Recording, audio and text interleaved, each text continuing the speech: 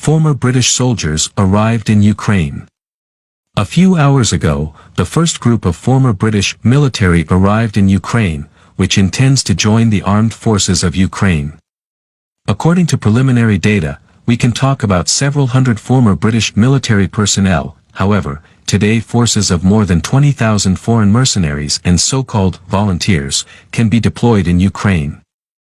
In the presented footage from the video, you can see one of the British ex-servicemen who arrived in Ukraine.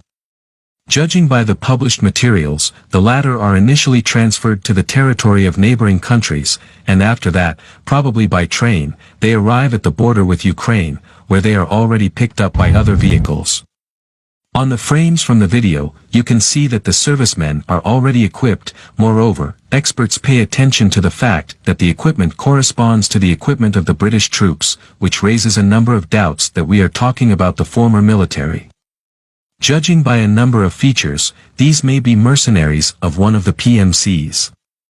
It is no secret that such mercenaries are already arriving from Poland, the United States, and other countries, and this raises a lot of questions regarding NATO's statements about alleged non-interference in the situation.